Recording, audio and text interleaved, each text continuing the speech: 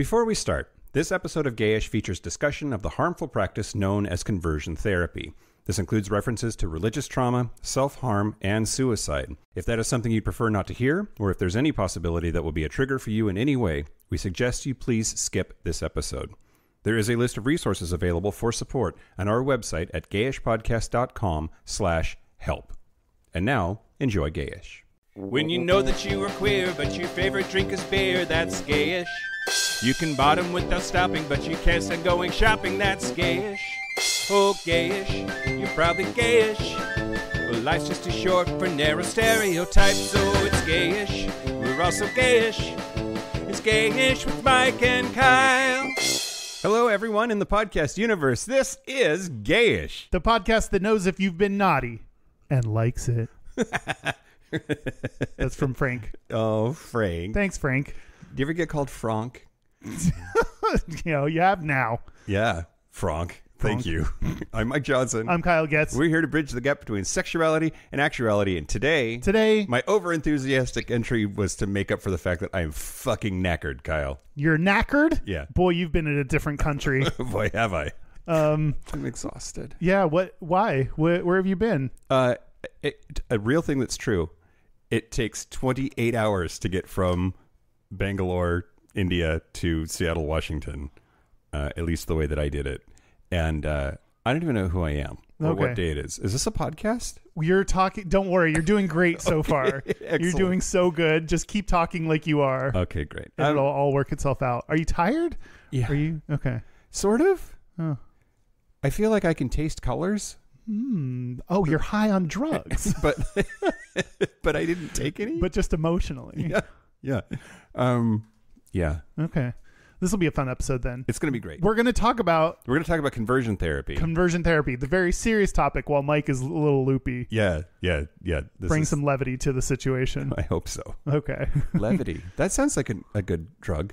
Isn't that a Dua Lipa song? Levity? Levitation. Levity. I say, ask your doctor if levity is right for you. Conversion therapy. It's going to be awesome. Yeah, we're going to have a lot of fun. The most not awesome thing ever. Yeah. Let's be awesome at it. Yeah, let's do it. But first, we have some feedback. Okay. Yeah. Here's the thing, Kyle. We also have 100 words this week. Uh-huh. So to avoid you being annoyed about me reading the whole email and not just the 100 words, I'm going to call... I'm annoyed. ...the first part of the email feedback, because it is. Nope, it's too bad. It's too late. I'm annoyed. You didn't avoid it. I shouldn't have explained it. I should have just gone for it. No, I would have figured it out. Okay, great. Well, this is from John Wong. He says, "Hi, Mike and Kyle. First of all, and this is not part of my 100 words, I really appreciated your recent podcast on Pennsylvania, which I listened to while driving from D.C. to Canvas in Pennsylvania. And if you want to know, in York, Pennsylvania, just south of Harrisburg, 2 hours west of Philly, the Dems I talked to were super enthusiastic to vote, and the Indies, while many were undecided still, were very receptive to my message for Harris." So, I think that y'all, I did listen to the Patreon segment that you and Derek did, and just talking about, like, are you optimistic? Did Daddy Brian's discussion of his read on the sentiment of Pennsylvania voters, does it give you any sort of optimism? John here is adding to that. Yeah. I think a lot of people are very enthusiastic and optimistic about the Democrat and independents.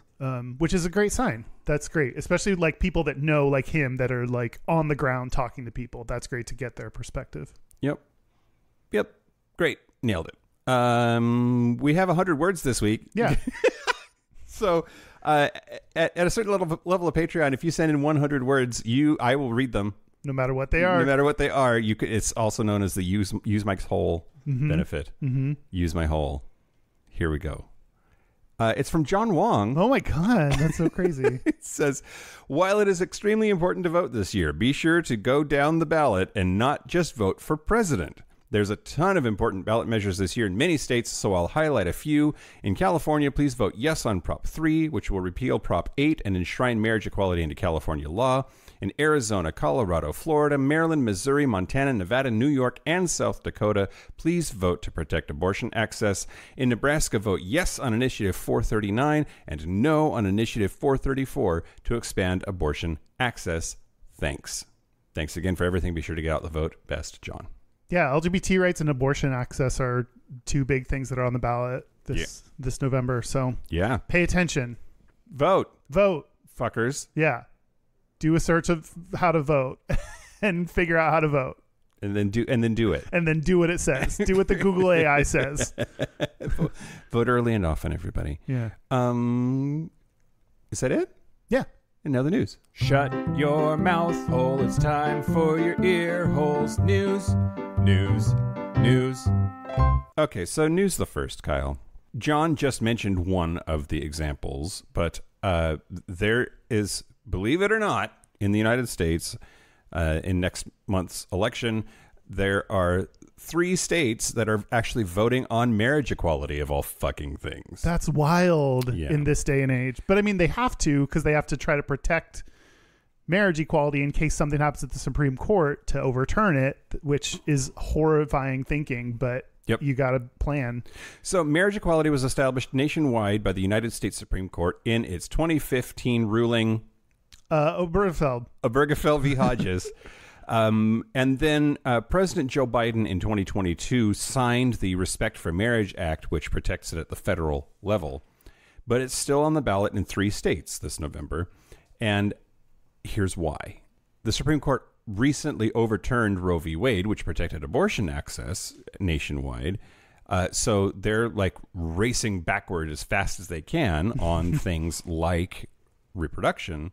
So it's likely, not likely, within the realm of possibility, that they also send gay marriage back to the states or try to.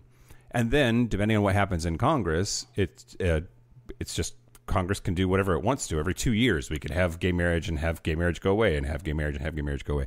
So states. I didn't think about I thought about the possibility of losing it, but I didn't think about the possibility of it like flip-flopping every time we get a new group of people in charge. Yeah, I mean, the Respect for Marriage Act of 2022 could turn into the No, Fuck Your Gay Marriage Act of 2026. Yeah. Right?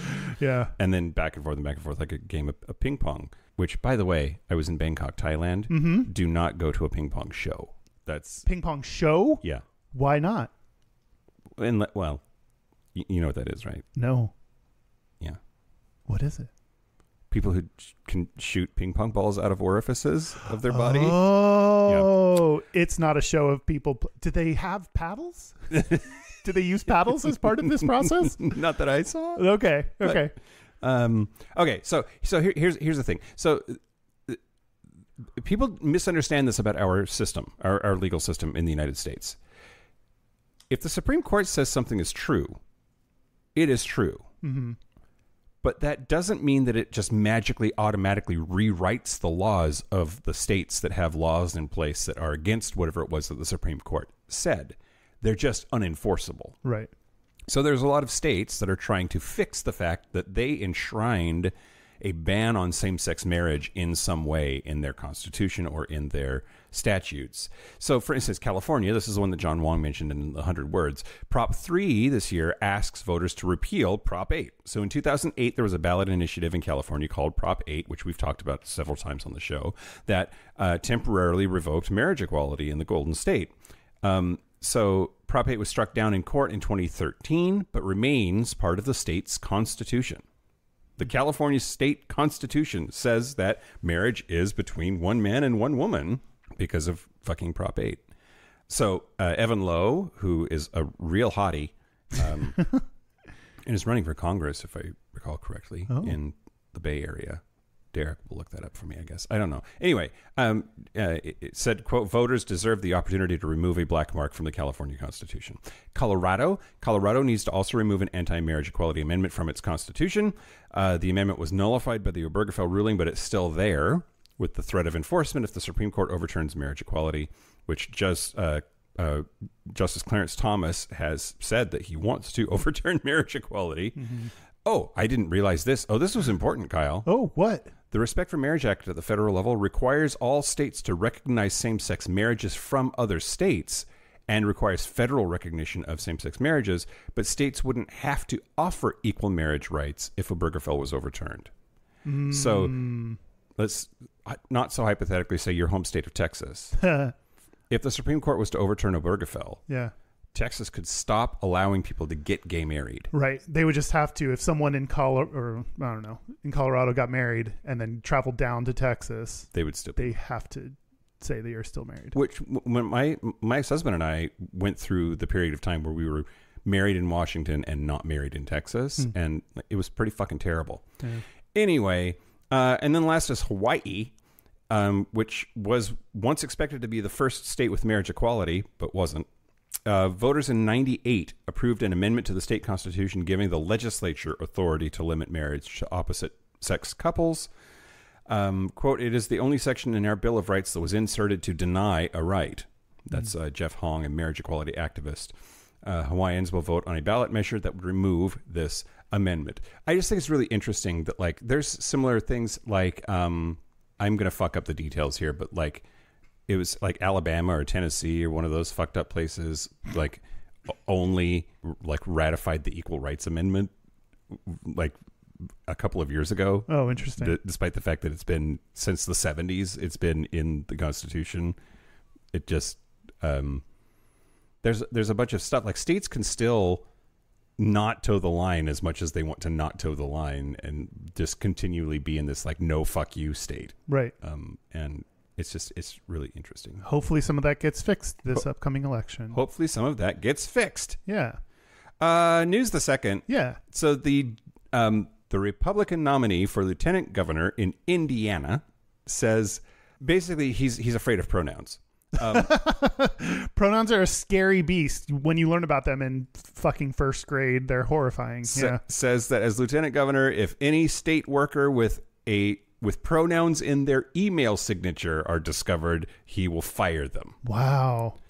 He will fire them. He will fire them. You used a pronoun. Yeah. You're fired from this podcast, Mike. Micah Beckwith, he, him. Ooh. Scary.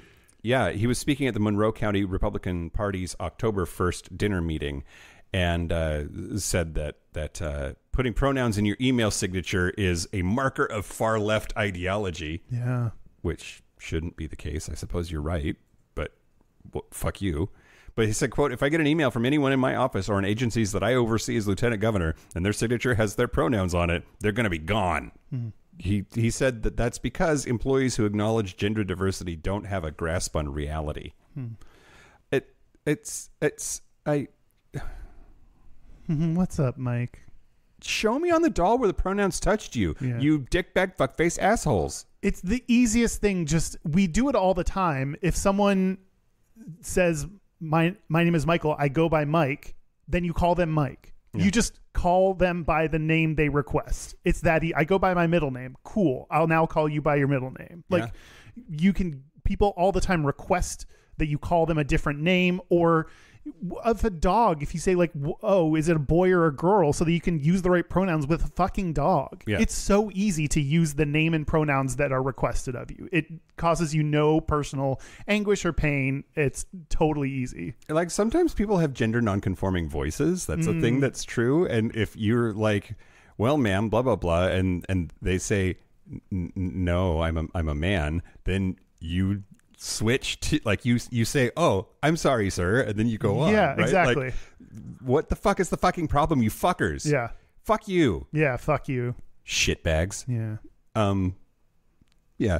Anyway, it's very likely that all of that, if he were to actually try to implement it, is just heinously illegal. People have a First Amendment right to self-expression, and that extends into the public sphere as an employee. And it's not like they're saying anything truly salacious or factually inaccurate. Like, fuck you. Yeah.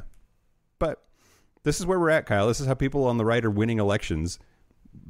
Focus on something that matters, you shitbirds. Yeah. Great. We're adding him to the list. Dickbag, fuckface, asshole, Micah Beckwith nominee. How many nominees do we have anyway? Do we have lots? Happy birthday, Derek. It's Derek's 40th birthday. Yeah. Oh, wait. Sorry. It's Derek's age redacted birthday. 17. We have 17 nominees. We need less dickbag fuckface assholes in the world. Nah. Well, I mean, yes. Yes. but they're all nominated, Kyle. Yeah, but that's a big list to decide from. yeah, it's true. Yeah. Let's get through. We have a slightly more important election happening than our election of who this biggest dick bag fuckface asshole is. Yeah. But I'll put up the official ballot in December. I think. Okay, that's a good time. That's a good voting time for the year. News the last. Yeah. So Tim Walz, who is the Democratic nominee for vice president, running with Kamala Harris, on National Coming Out Day Eve, which we missed National Coming Out Day. Ooh, Sorry. Happy National Coming Out Day, everybody. Still gay. Still gay. Yep. Gay and going strong. The Out for Harris coalition, which is a bunch of faggots that want Democrat Kamala Harris to win the White House, they had a dinner and a virtual rally. And it was it included Andy Cohen and Jesse Tyler Ferguson and Tim Walz. And he said a bunch of really cool things like, quote, "We're not going back to the times when bullying was accepted. Let's be honest, the bullying came from adults in many ways, and it comes from Donald Trump on a daily basis." Super right about that. I forget if we talked about it on the show or not, but like as a teacher in the 1990s in Minnesota, he became the faculty sponsor for his high school's first Gay Straight Alliance. Yeah. And Jacob Wrighton, one of Walz's famous gay former students, said, quote, "It meant a lot to have the football coach serve as an advisor to the school's first LGBT organization." Yeah, growing up in Texas and being on the football team, I can't imagine any of them having sponsored. I don't know if maybe I'm not giving them enough credit. I don't know where they were at. We never talked about it, but to have a football coach be a sponsor of a GSA that would be huge. That would be such a affirmation. I think that like there are people that sort of question the bona fides of pro-LGBT folks in the Democratic Party, but hopefully Vice President Walz, I think, has a demonstrated history of walking the walk, and not just talking the talk, and that makes me really happy. Yeah, for sure. He said, quote, "We've got 26 days, people. All gas, no brakes." So he's got farts. He's got just heinous gas. That's why it was virtual. It's all lutefisk. But yeah, anyway, I hope they win. Speaking of anti-bullying, that's the news. Speaking of anti-bullying, this comes out on Spirit Day, which is GLAAD's anti-bullying campaign. Happy Spirit Day. Wear your purple. We've got Spirit. Yes, we do. We've got Spirit. Are you a Jew? No, I don't know.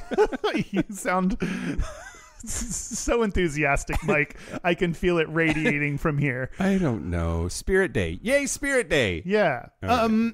That's the news. And speaking of people that we have spirit for, I want to thank the following new Patreon member, Raymond. Raymond? Yeah.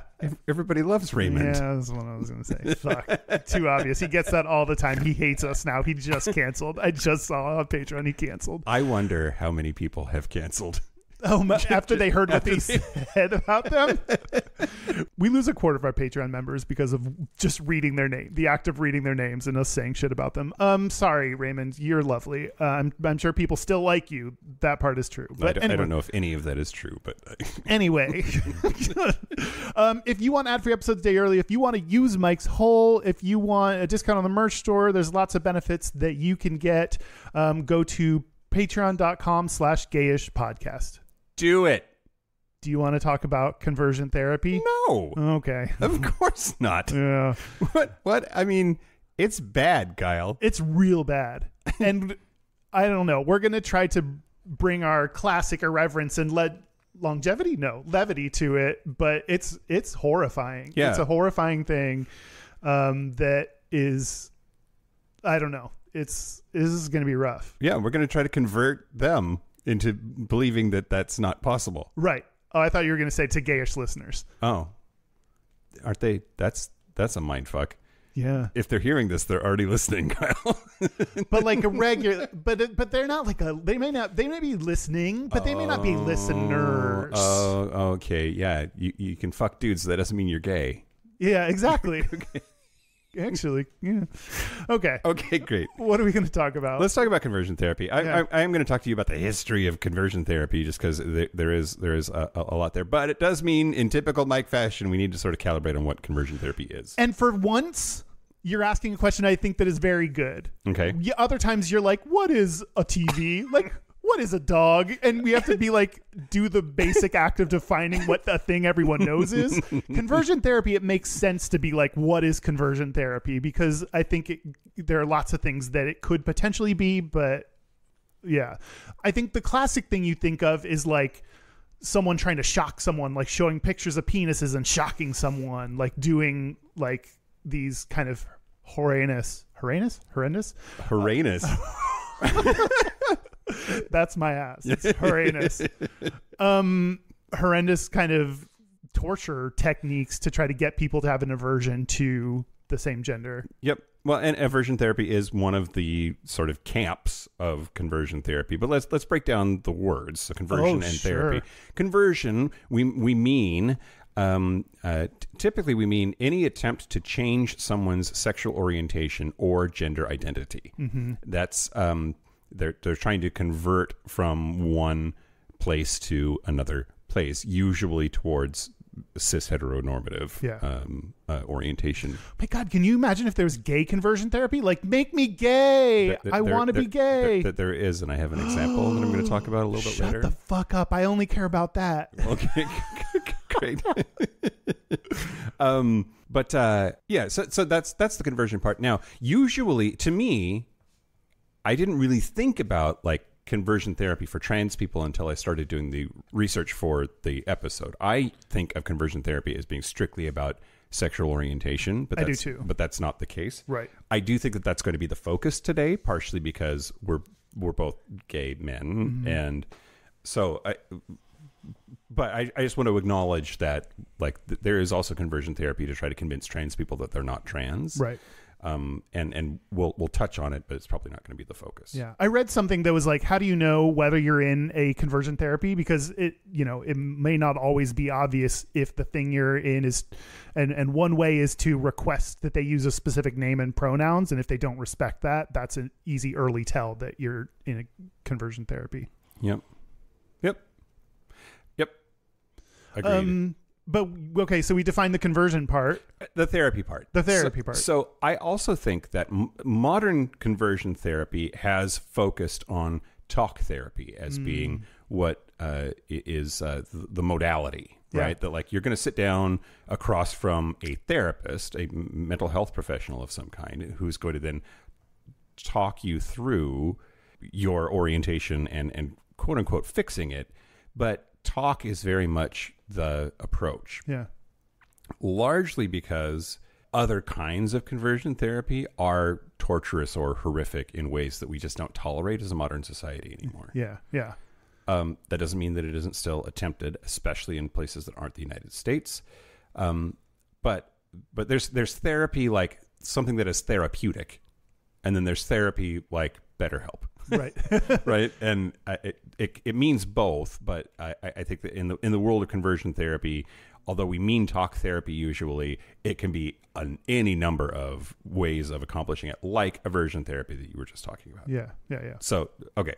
Do you feel calibrated? I feel very calibrated. What else did I write down? There are other methods that have been used include brain surgery, surgical or hormonal castration. We talked about aversion treatment, nausea-inducing drugs, hypnosis, counseling, spiritual interventions, visualization, psychoanalysis, and arousal reconditioning. These are things that I wrote down as all different kinds of methods that have been used, types of conversion therapy. Yeah. It's also known as sexual orientation or gender identity change efforts. Often when you see people talk about conversion therapy, they might put, especially gay organizations, they'll put therapy in quotes because it is a little bit misleading to believe that conversion therapy is in any way actual therapy because it's been so discredited. So, I saw a bunch of things refer to it as sexual orientation or gender identity change efforts.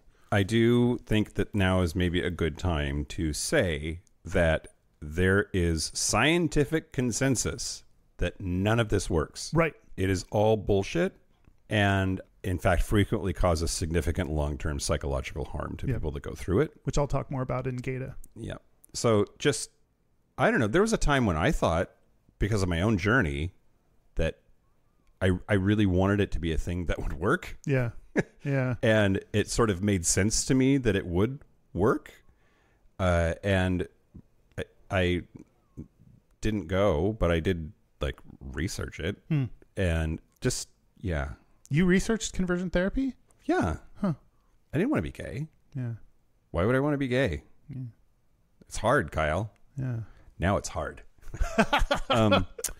Also, so a bunch of jurisdictions have passed laws against conversion therapy, and that number goes up all the time. It's like sort of a trend. So, yep, there are, as of June 19th, there were 18 states and the District of Columbia that have banned it, and there are criminal bans on conversion therapy in 7 countries. Wow. We are not one of them. We are not one of them. Yep. We're state by state, unfortunately. Yeah. The countries are Canada, Ecuador, France, Germany, Malta, Mexico, and Spain. Okay. I see you, Malta. Yeah. Hey, Malta. What's up? Welcome to the party. Yeah. No, wait. We should, I mean, welcome ourselves to the party. We need to get welcomed to the party at some point. Anyway, yeah. So I want to start, though, with a couple of interesting things. I think it's interesting. So, like the modern concept of therapy, like talk therapy, and other interventions like electroshock therapy, to a certain extent, even like lobotomy was, all of that is modern. Like since the late 19th century, we've been doing those things. And that's a lot of that is because the idea of psychoanalytics and mental health as a profession really got started then. And we've been trying to cure homosexuality as long as there's been a word for it. Yeah. Right. Like the word was coined in the late 1800s, and we've been trying to fix it as a pathology ever since. And that at least was like an attempt to bring scientific rigor to the whole concept. Before that, there's a bunch of really interesting things, and I'm not going to share all of them. But 3 things popped out to me in my search for quote unquote conversion therapy: folk medicine, religious ceremonies, and other kinds of attempts to affect gender or sexuality. So first, the Greeks, Kyle. We got to talk about the Greeks. What did the Greeks do? No. The Greeks were famously down with the butt sex in some certain respects, right? Pederasty is this idea that a older man and a younger boy have a mentor-mentee relationship that includes sex as part of the gig. And that sounds horrific to us, to our modern sensibilities, but it was very much just an accepted practice in large swaths of ancient Greek society.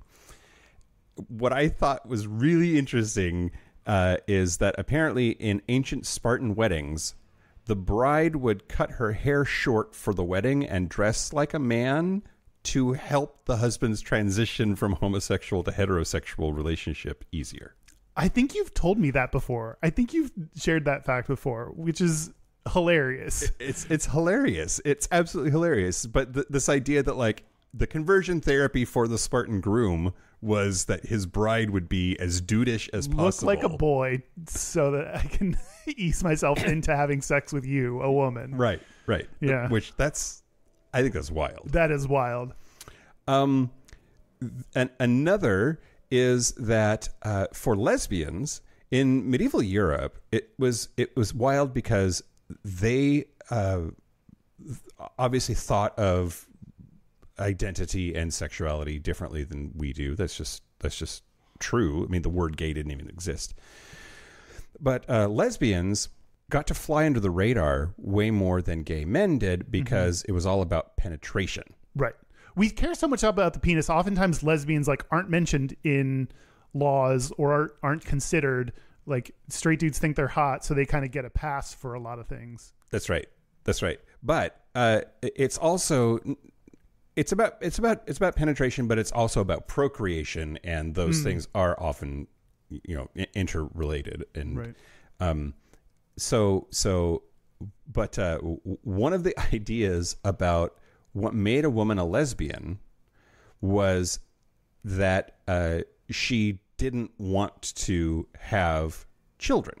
And for some maybe traumatic reason, or there's something physiologically wrong with her body that made it so that she didn't want to procreate. And that's really why she was a lesbian. It gets dangerous, right? Because it turns into this like, well, she just hadn't met the right dick yet. Yeah. Kind of thinking. But what's wild to me is that then one of the cures for lesbianism was, I want to find the quote because Jesus Christ. Yeah, there were two medical situations that were linked to lesbianism in medieval Europe. One was that the womb of a woman had a buildup of her seed, and due to a lack of sexual intercourse, this would cause the suffocation of her womb.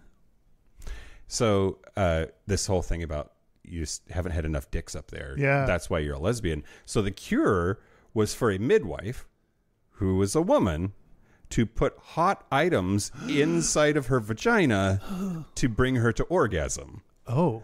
Yeah. And that would help her somehow retain the seed of a man. And sometimes that was also just interpreted as straight up oiling up your fingers and finger blasting her. So it was like, get finger blasted by a lady. Yeah. That will cure your lesbianism. You know what? I'm sure the lesbians were super down with that. That's fine. You know what? Ladies finger blast me. Someday. It's just wild. It's so wild. But apparently none of that was considered sex. But some people weren't down.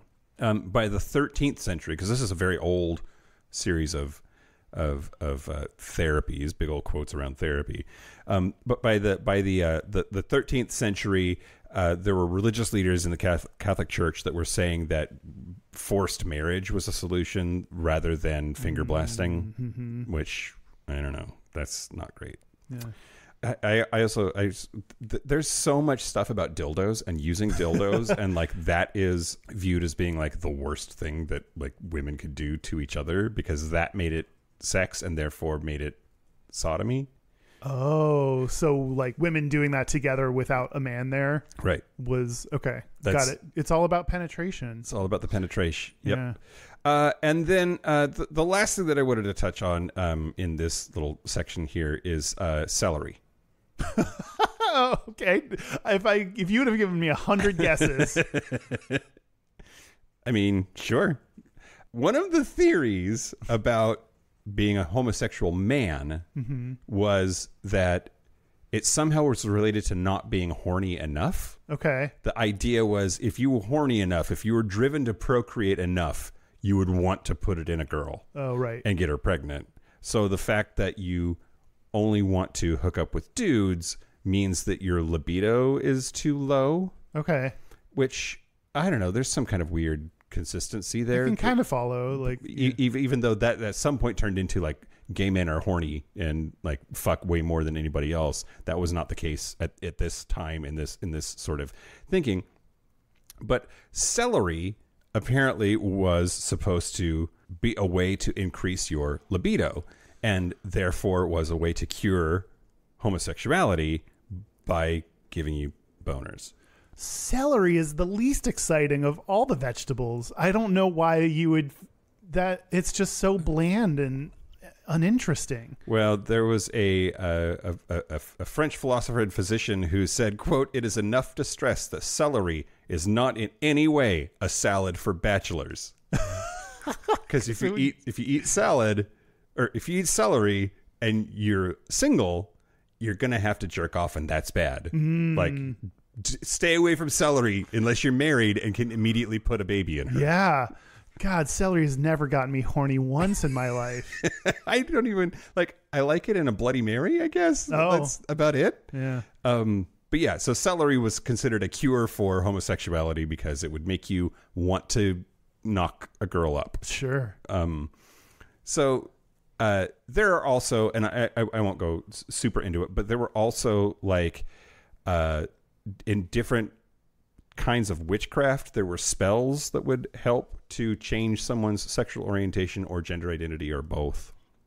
There were religious ceremonies, usually akin to something like exorcism, that, of course, if you were attracted to the same sex, it's because you were possessed by some spirit of the opposite sex that was making you act like, in the case of a gay man, like a chick, and therefore craving dick. Like, then we need to expunge your body of this other competing spirit that was inhabiting yourself. So there's like all kinds of like exorcism type rituals related to conversion therapy efforts. But so let's go to actual like medical conversion therapy. It was more or less, it started as soon as we had a word for it. So you've talked before about Krafft-Ebing, Richard von Krafft-Ebing. He was a German-Austrian psychiatrist and one of the founders of sexology. And he wrote this book called Psychopathia Sexualis.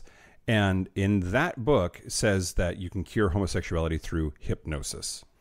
And but that book, Psychopathia Sexualis, was widely translated and was very influential in early models of homosexuality as a mental health pathology that needed to be addressed as such. He also thought that the best cure for homosexuality and other kinds of sex perversions was castration. Ooh. And he said that castration was a bad idea. Oh, okay. So we kind of like at least some of what he said. Yeah. Yes.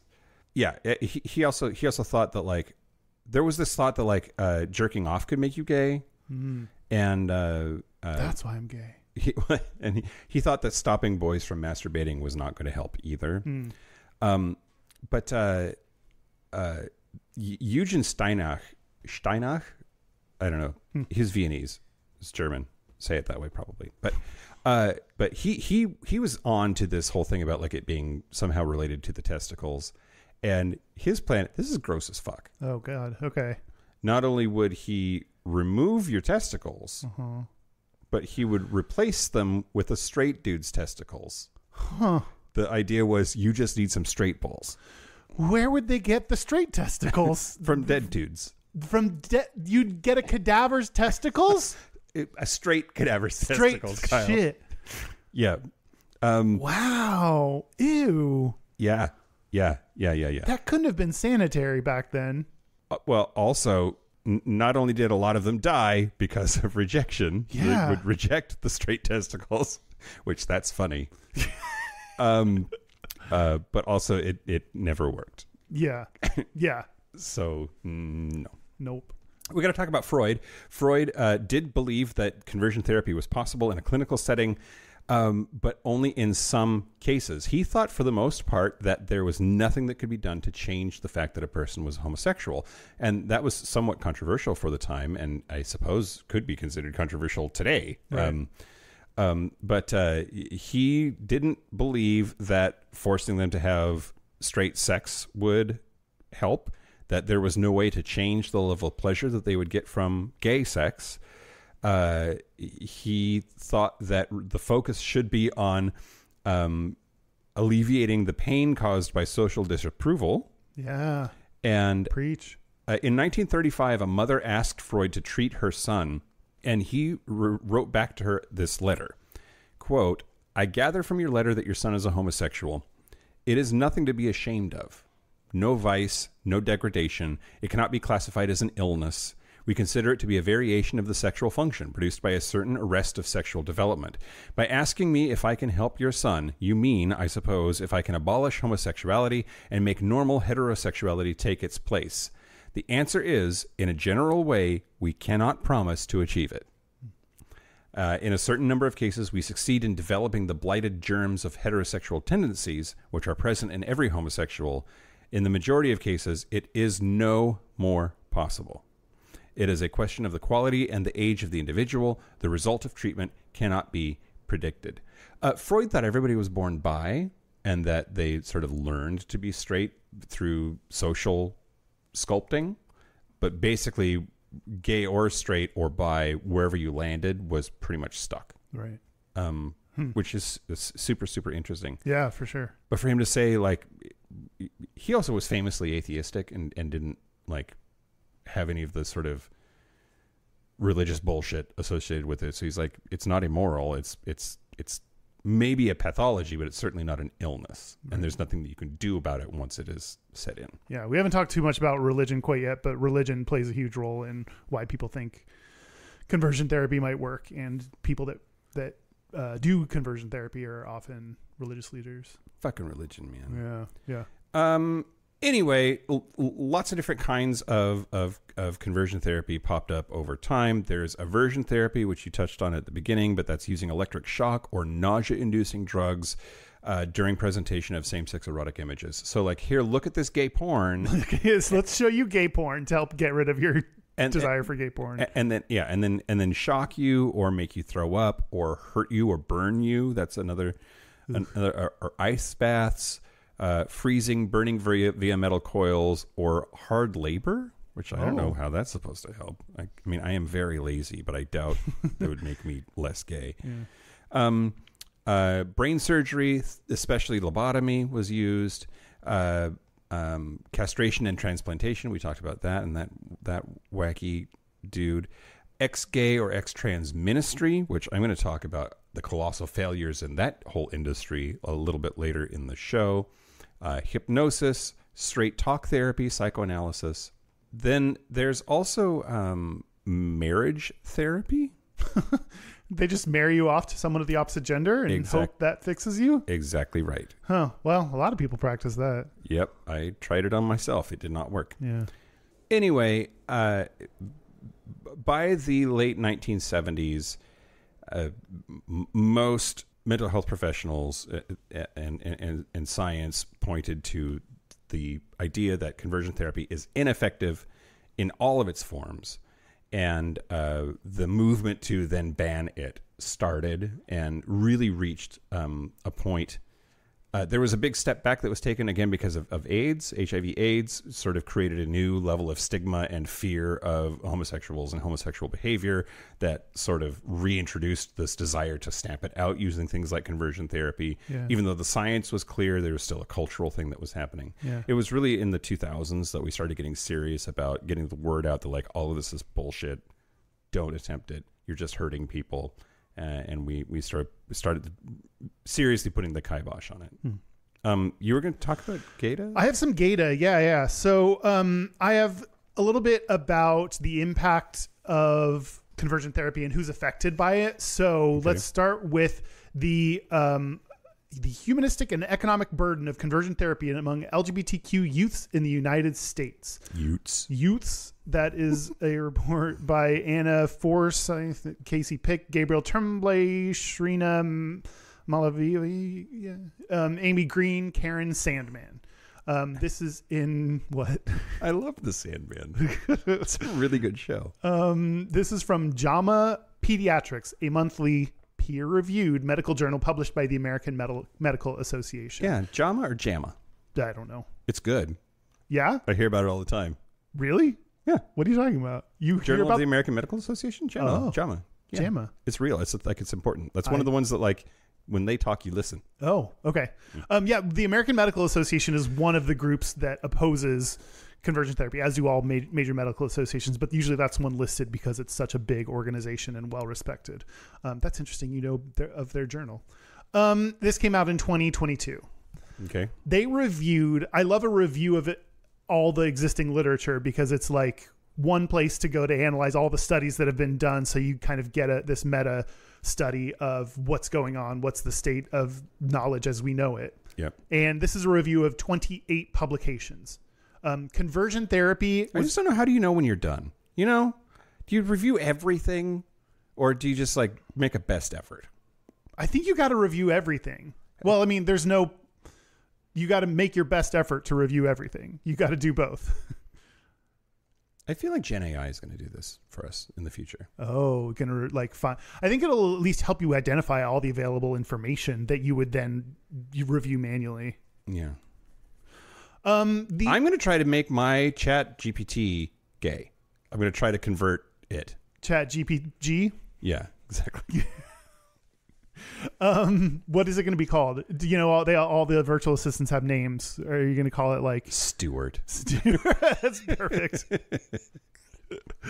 The average age that conversion therapy was started was how old? 14. 25. Fuck my ass. What? 25 is the mean age that conversion therapy was initiated. I mean, I guess that's about the time that I was like, this isn't going to work. Yeah.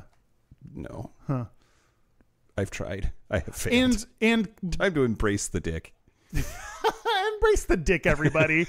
We need a shirt that says embrace the dick. And it's just a man hugging a dick. Yeah. The mean number of sessions is 118. That's a lot. Mm-hmm. That's a whole lot. Mm-hmm, mm-hmm, mm-hmm. You said mean? Mean, yeah. Great. Okay. And the mean duration of treatment is 26 months. Fuck. So it's a long time of conversion therapy. So long to be potentially fucking your brain up. Yeah. Okay, go ahead. Yeah. So here are the actual impacts, the negative impacts of conversion therapy that, when we talk about it's bad, it's not reputable, it's debunked. These are the things that fuck you up about it. I think it was my third or fourth visit to physical therapy that my back still hurt, and I was like, this isn't working. Fuck this.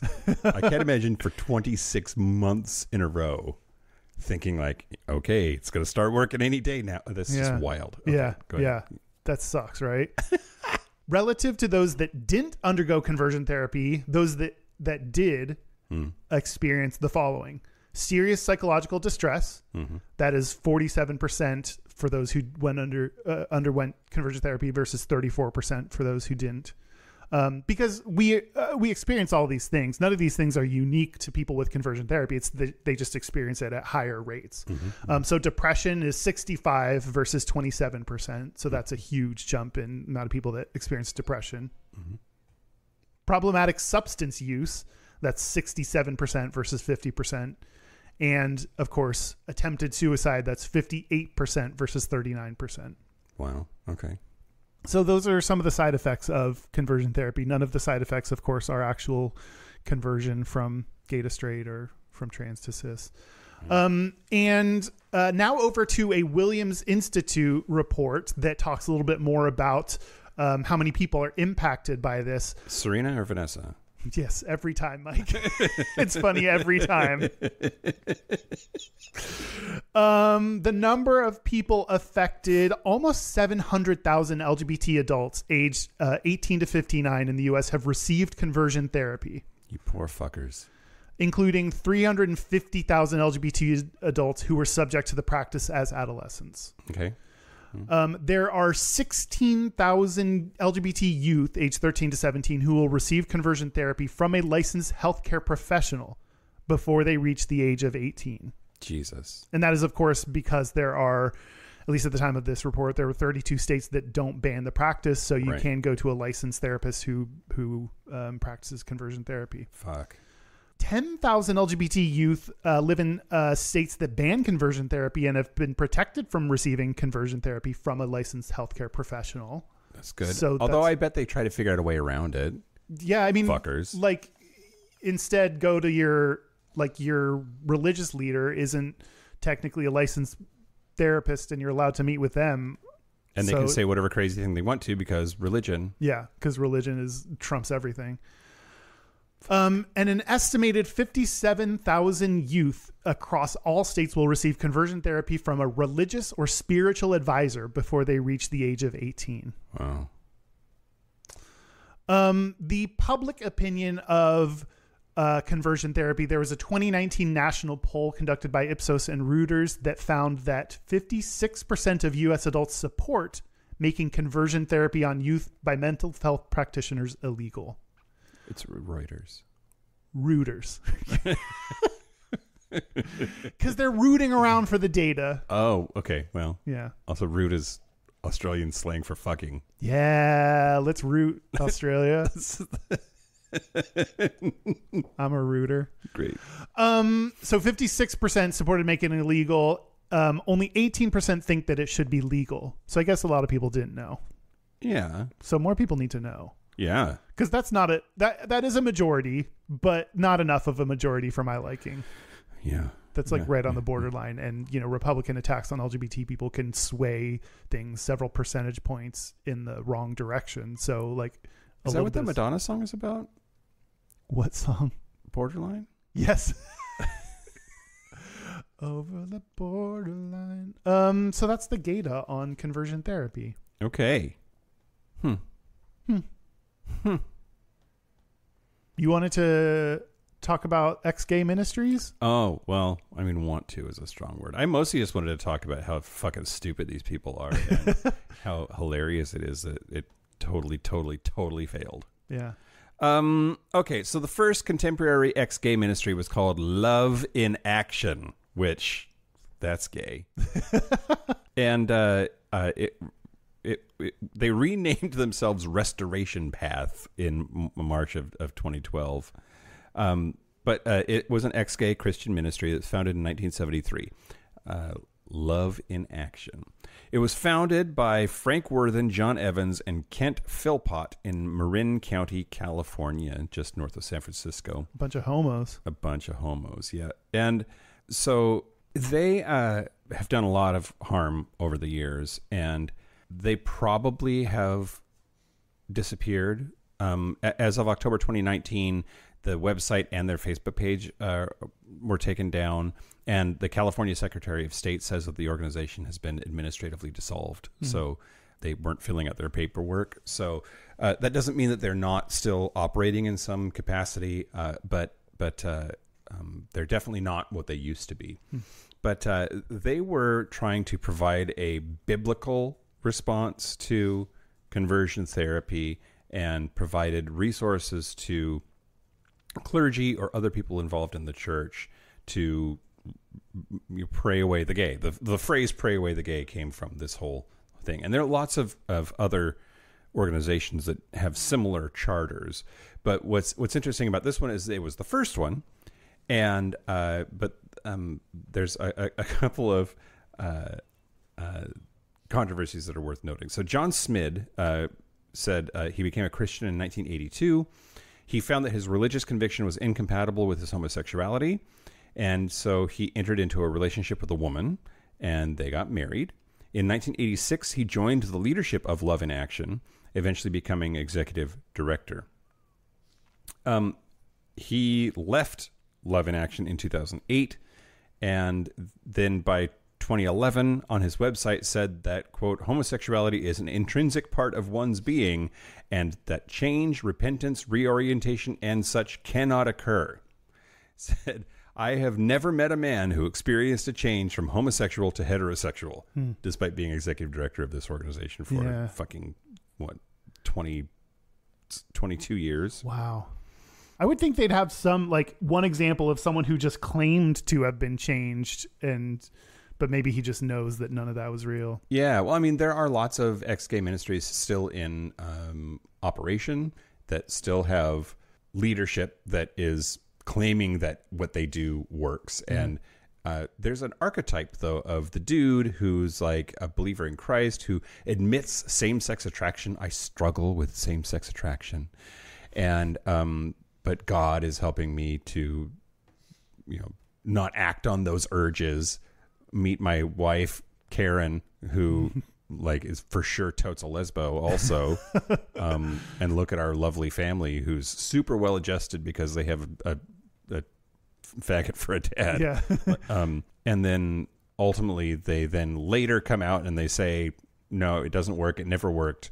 And by the way, here's my husband. Right. This dude, this John Smid guy, that's exactly the story. So in November of 2014, he married his same-sex partner, Larry McQueen. You kind of like, okay, I don't know how bad to feel for him. Like at one point he was a victim, but then he turned around and inflicted harm on other people. So he's the perpetrator of it. But he's also still kind of a victim. I don't know. It's hard to wrestle with like how to feel about him as that person. Like society drove him to it, but then he picked up the gun and started shooting people. Like, yeah, exactly. He then started perpetrating harm against others. but still from the root of society making him think that would work. Yep. Like, I don't know. Yep. It's rough. Well, John Polk is another guy. He was an ex-gay ministry guy. He founded and led Love One Out, which I don't know why they have to put the word love in. That sounds like rub one out. Well, it does. Yeah. Yes. Spell one. Spell out? Yeah. But Focus on the Family spun off that ministry, and that's like yikes. dickbag fuckface asshole headquarters. Yeah. But he was chairman of the board of Exodus International North America. He wrote an autobiography, Not Afraid to Change, in 1998 that talked about his sexuality, attempts to change his same-sex desires, and then in 2000, so September 19th in 2000, while on a speaking tour, he was seen sitting inside at the Washington, D.C. gay bar, Mr. P's. Okay. You're just begging to be caught at that point. Like, go to a public place like that. I thought you were going to say like a bathhouse or something that's like a little bit more private, or is wow. No, a patron recognized him and then contacted his boss. Contacted Wayne Benson of the Human Rights Campaign, Truth Wins Out, and other gay political action organizations. And then Wayne Benson from the HRC showed up at the bar 40 minutes later to confront him. Wow. That's like, there's some kind of like gay hotline apparently that you can call to like call out the cavalry. So at first he said, "I'm not John Polk." He said, "My name is John Clint." Good lie. On the way, he exited the bar and some people took his picture. Yeah. And then was later confronted about the incident and the photographs. And he said, "Well, okay, I was at the bar, but I didn't know it was a gay bar." Sure. Gay bars notoriously subtle and demure. Mindful. I just went in there for a little bit to use the restroom. Mm-hmm. But eyewitnesses reported that he stayed there for more than an hour, flirted with other men, and when questioned about his sexuality, said, "Yep, I'm gay." Oh, wow. He was called to Focus on the Family headquarters, was questioned by James Dobson, and gave like indirect, evasive answers about the incident, but then later confessed that he had been in the bar for the purpose of finding connections with other men. He then later left. But despite the incident, he remained in his position as manager of the Homosexuality and Gender Department until he left that position in 2003. Wow. After 2003, he and his wife and family moved to Portland, Oregon. They started a catering business. Well, that's where you hire a bunch of twinks to like work out of college. Like that's, oh my God, you're going to surround yourself with gays. Yep.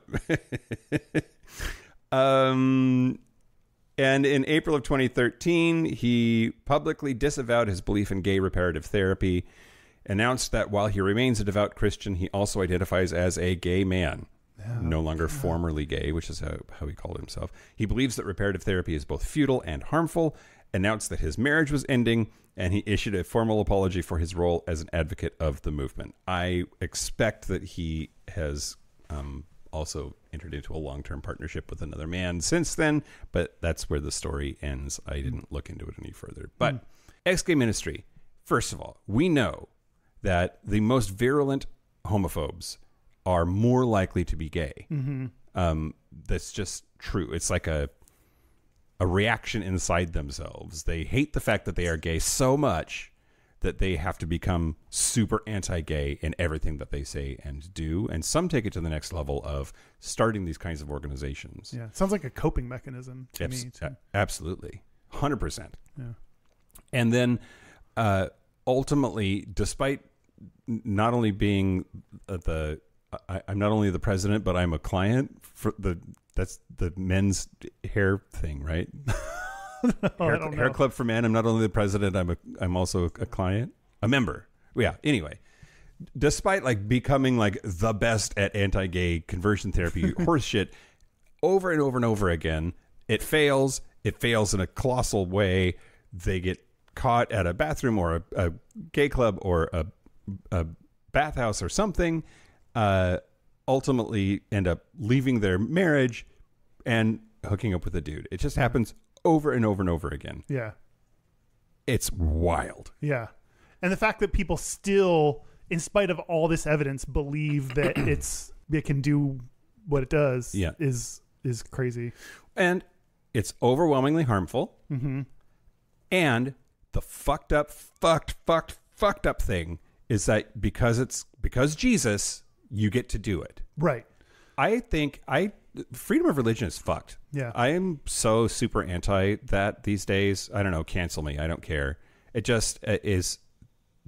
It is, I think, the most harmful thing that's happening to this country right now. Yeah. It is this idea that you can do any fucked up, crazy bullshit that you want to, as long as you say because Jesus. Right.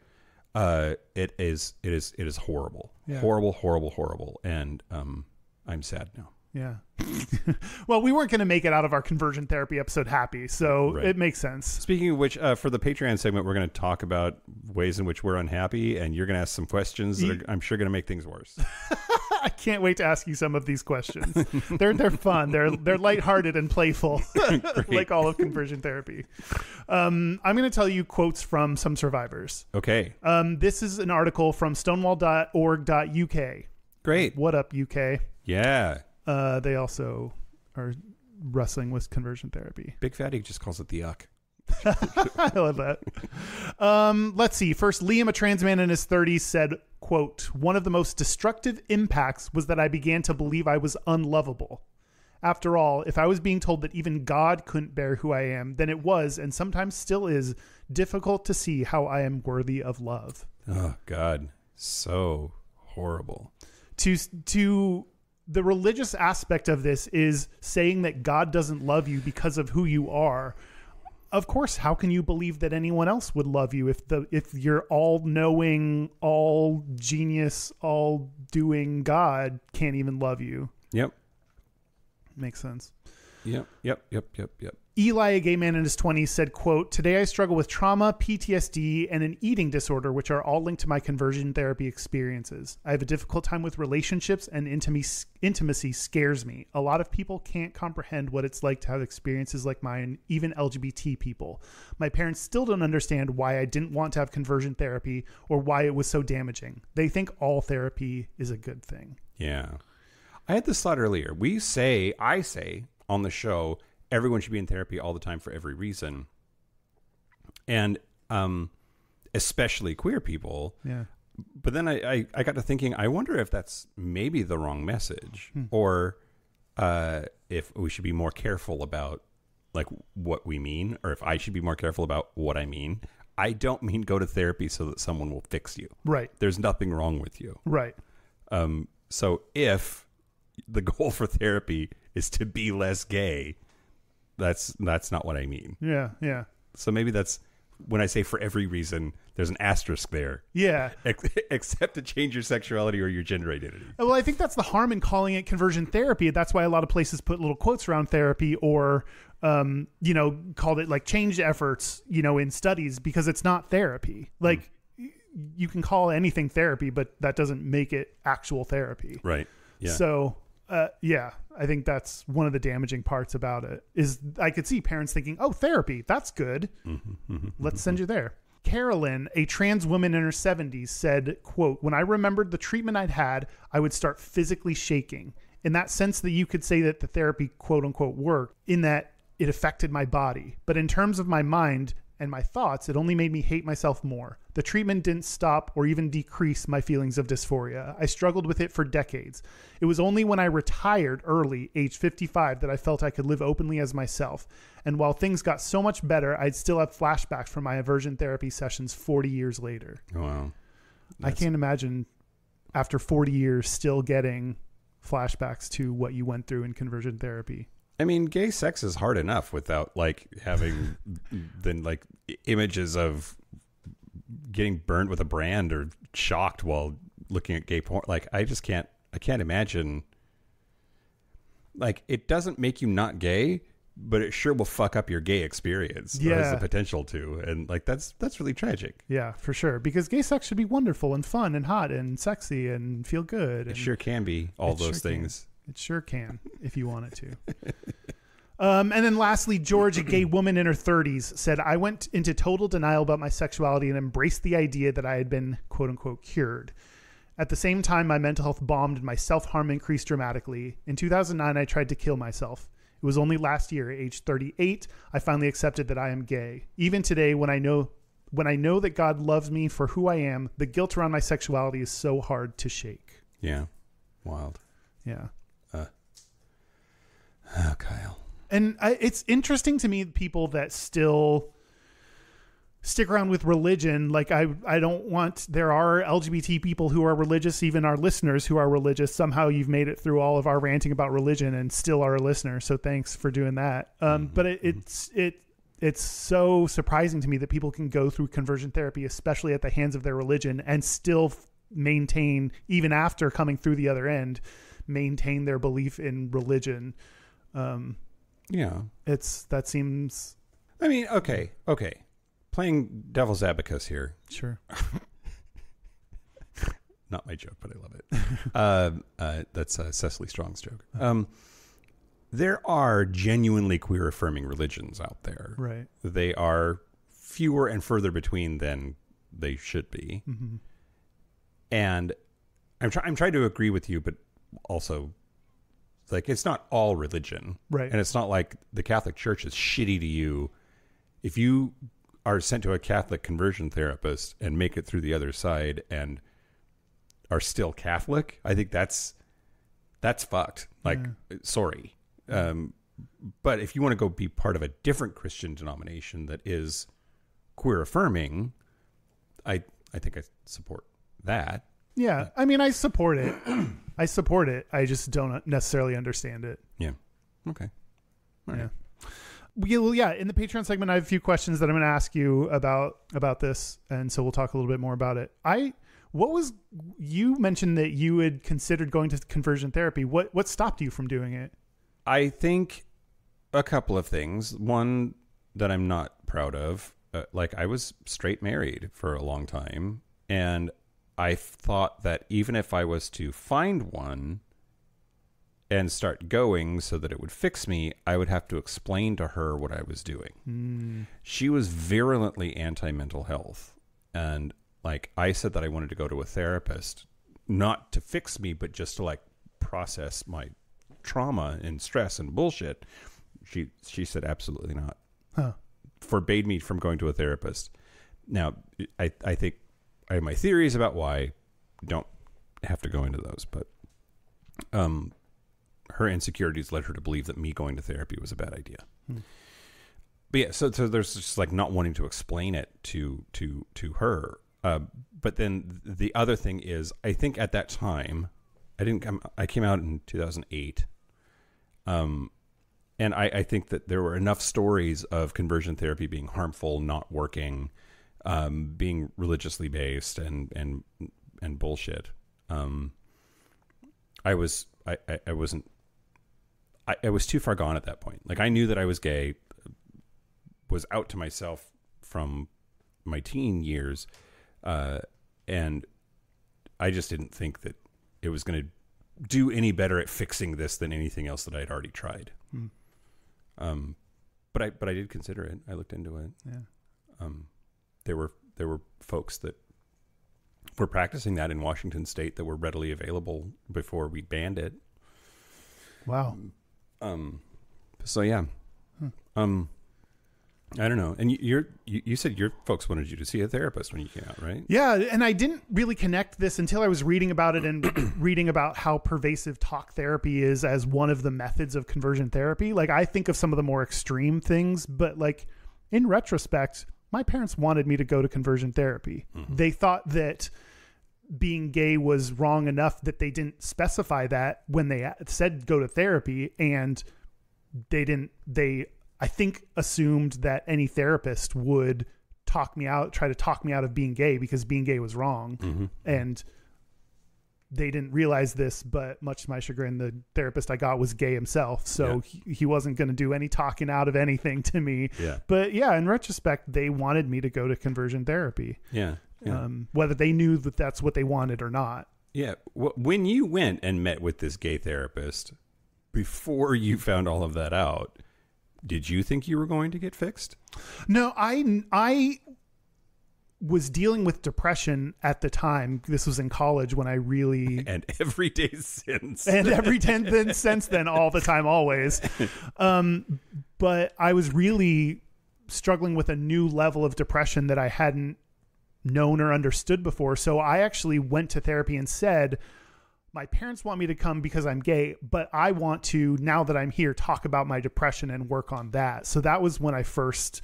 I had no pretense of saying, talk me out of this. It was by the time I was in my sophomore year of college, I had decided, before I came out, I had decided that I'm gay and this isn't changing. The reason I waited so long into college is because I was just waiting for it to change. I was waiting to suddenly become straight, for these feelings to go away. And I finally just accepted it wasn't going away. So by the time I went to therapy for this, I was fully on board that I was gay, and that part wasn't changing. Yeah. So I luckily had my own reasons to go to therapy, and that started my mental health journey of talking to therapists about depression. Yeah.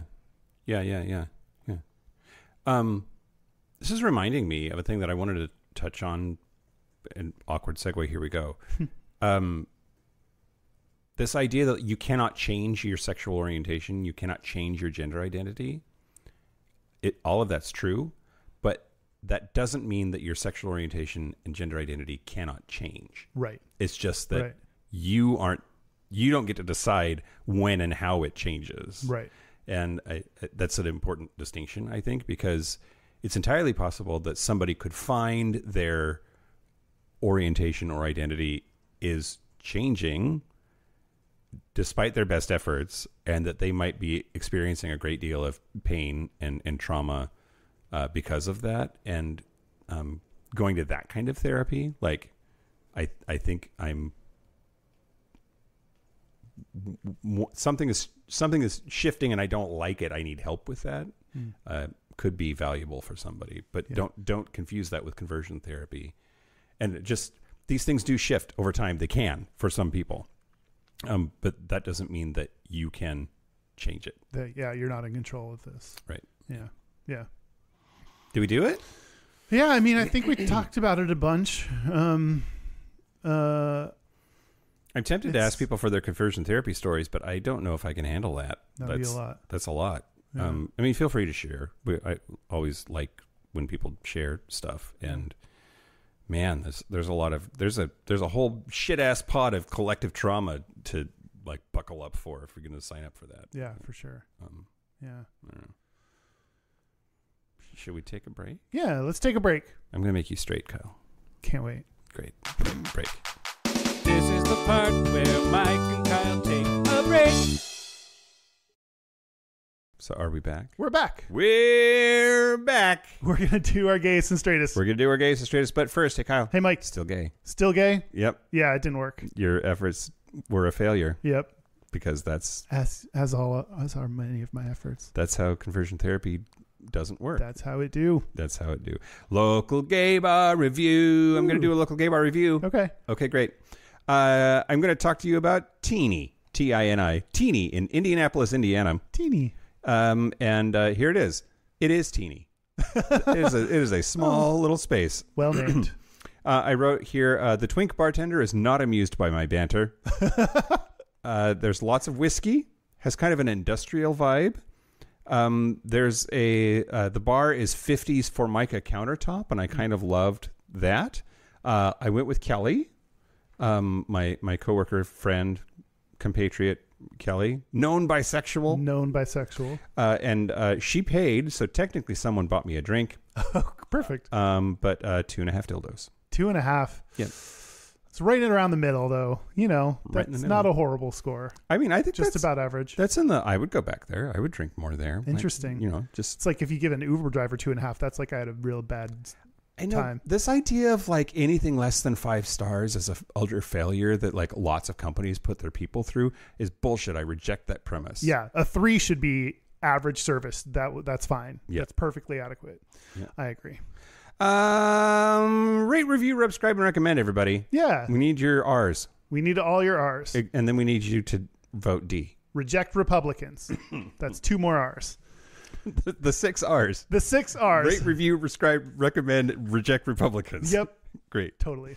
Our website is gayishpodcast.com. We're on socials at Gayish Podcast, or you can go to gayishpodcast.com/contact to find out where you can access our Discord or our Facebook group. Our hotline, you can send us text messages or leave us voicemails, especially if it's your gayest and straightest, is 5855-GAYISH. That's 585-542-9474. Standard rates apply. Our email is gayishpodcast@gmail.com. And our physical mailing address is Post Office Box 19882, Seattle, Washington, 98109. Gayest and Straightest? Let's do our gayest and straightest. Okay. I can go first. Okay. You want me to go first? Sure. Is that okay? Yeah, let's do Great. it. So the straightest thing about me this week, surprisingly, was buying perfume for my boyfriend. I was in India, and at this work event, there was this perfumer who you would go up and you would smell jars and be like, I like that smell, I don't like that smell. And then he would like mix them together and make a perfume and give it to you. Cool. But I guess I could have lied and said it was for me, but when he was like, who is this for? My instant response was, oh, I'm looking for something for my brother. Oh. So I pretended to be straight. Instead of saying my boyfriend I do sodomy with, I said it was for my brother. Oh. The gayest thing about me this week, though, is while I was there was a festival going on, and they do this thing called dandiya, which is dancing, where you hold 2 sticks, like it almost reminds me of like drumsticks, but you like hit the sticks together while you dance in a circle or whatever. And one of my colleagues in the office was so good at dancing with the sticks, and damn, he had a sweet ass. Oh my God. He was really, really working it. And I was like, excuse me, sir, you are hot and this is a work event. You're not allowed to be so hot at a work event. You're not allowed to shake that ass like that at a work event. Happy dandiya or whatever. I don't know how to do it, but it was fun. I had a fun time. It felt very gay.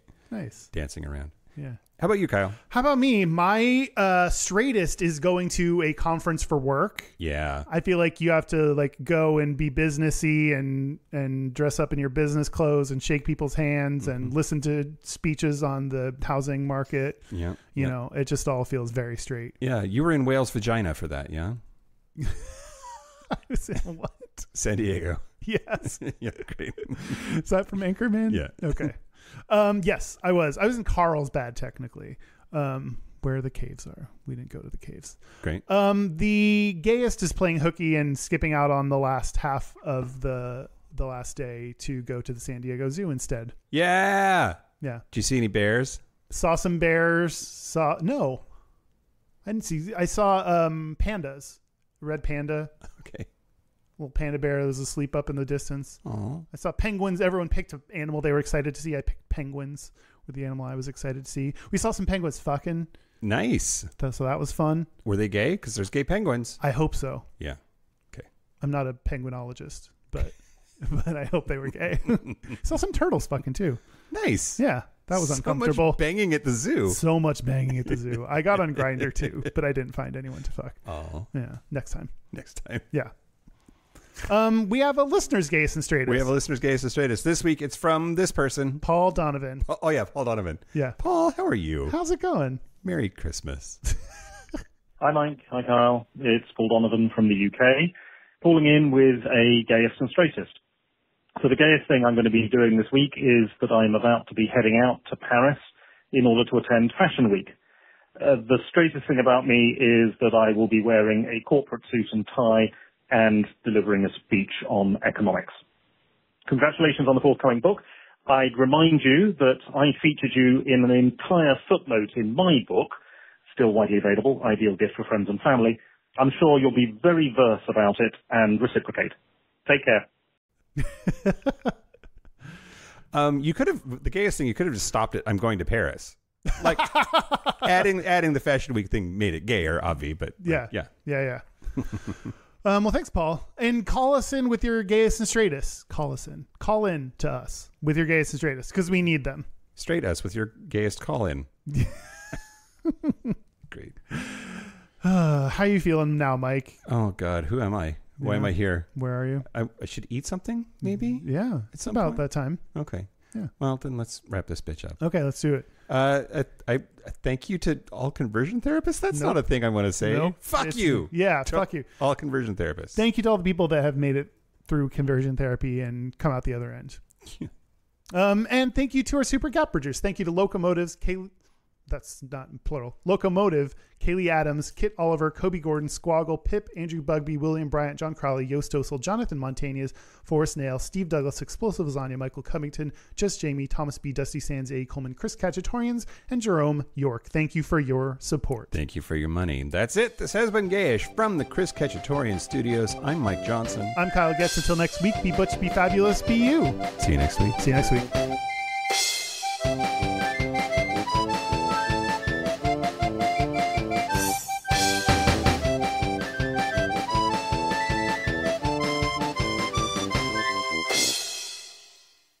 Happy birthday, Derek. Happy birthday, Derek. Yay.